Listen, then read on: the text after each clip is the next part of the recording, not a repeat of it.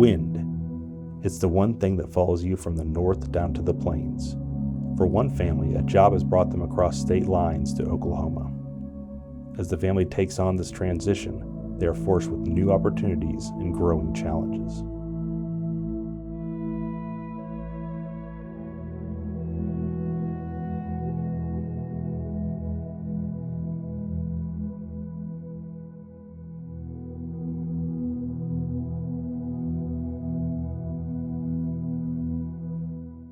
As you said, we moved here for my job. We weren't planning on moving really at all. I really like my job in Nebraska, and this was a great opportunity to come here. And luckily, after our family meeting, you and the girls decided that we should go ahead and take the risk. I think at that time we didn't realize how big a job it was going to be to move. Just throw everything in the truck, let's go.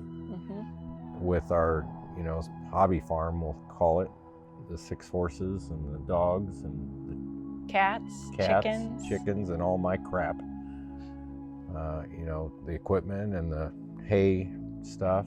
I think it was 16 loads on my trailer, not including the delivery truck, the actual movers. And then we had to find somewhere that was kind of set up. Being that far away, we couldn't just get it ready and then move. We had to just kind of go all in. We purchased this property. We have 40 acres, and it did not have any fencing other than a perimeter fence.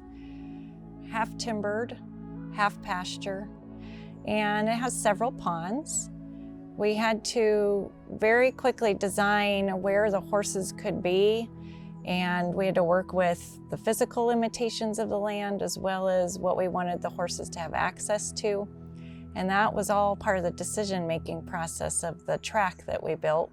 And what that entails is approximately a 10-foot section or perimeter access area for the horses. And we do that for 2 reasons. One, it keeps them off of the very rich pasture grass, which is not good for their health. And also it allows us to hay the interior portion where the track is not giving access to the horses. And we can continue to harvest our own hay and develop that pasture. So in essence, it is a bit of a self-sustaining system while still allowing the horses plenty of movement throughout the day. There's quite a bit of distance between their water source and their hay source. And so they are getting much more movement than just being in a rectangular paddock or pasture. First of all, moving here, we didn't have a barn, a horse barn. So we knew that that was priority 1. So we had to not only get situated in the house, but find somebody to build a barn. We were gonna do a lot of the interior stuff, but we needed somebody to erect the structure. That was supposed to be a month project and ended up 6-month project. There's a lot of home stuff in my shop. I'm trying to get that situated so that it's usable now, but it's not organized. Things aren't in their final places yet. We're just trying to get it to where it was. So we don't like being as busy all the time, but we know it's just a process.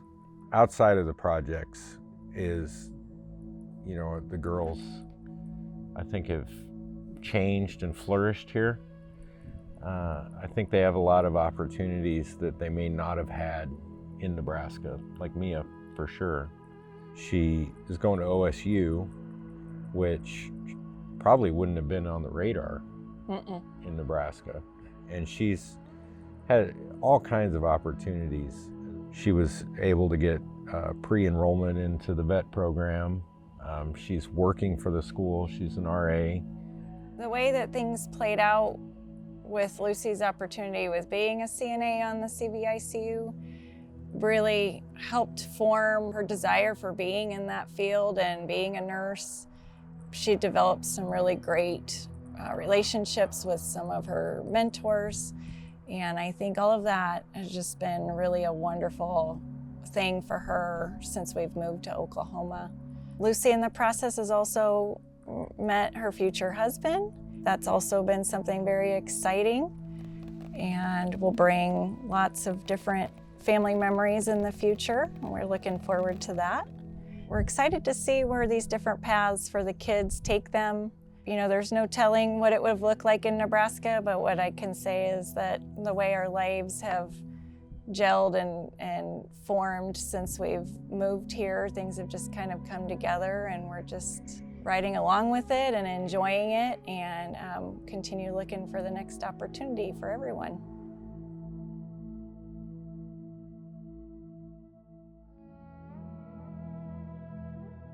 We eventually decided to move, not right away, but eventually we decided to move, and we've really had it good to move down here because we had the help of Tina and Randy. Well, we wanted to spend time doing things together that we never did before because I was retired and he worked until the day that we moved here, and we moved here with our children and grandchildren living close by, and we spend a lot of time with them. We're able to do things together, and we visit and we go places together, but Tom and I really have time, and that's what retirement was all about, and being able to move here for retirement. I think it simply said is that coming here, it revived our desire to explore and experience new things and start a new chapter in our life. Well, moving to Oklahoma from Nebraska, it kind of encompasses a lot of change for me because I retired and now I have time to do things that I like to do and experience my hobbies and plus we were able to find a house that was perfect for us. No stairs, you know, easy living and practical and lovely in the country. We have an amazing place, and we never were sure what to expect, and it really came true. When we first moved here, there was an old outbuilding on the property that was in pretty rough shape. And we made the decision to go ahead and rebuild that building and make it into a hobby shed for both Claudine and I, her quilting room, and I have a model train out there that I'm putting together again. I've been quilting for about 15, 18 years. I do the piecing. I don't do long arm. I can display my quilts, I can work on projects, put them up on the wall, decide if I like it, and I can turn on my music in there and I can fully immerse myself into my hobby, whether it's sewing, cutting, and it just becomes the best place for me to work on my hobby.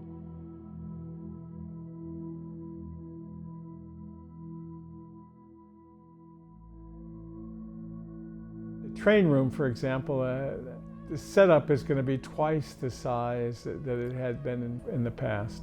And it gives a lot more opportunity to design things the way I would like to do them instead of how I can in the limited space. I actually built it so that there's avenues all the way around the room, and then in the center there's a huge area that there will be several trains on as well, and the trains will interface between the outside ring and the inside. So it's an ongoing project, an ongoing thing, and both the cars and the trains are all something that you're always making some changes or adjustments or repairs or additions and such. It's just been really a very positive transition. There's no way that I could deny that. You get to be a mechanic and a train builder. Yeah.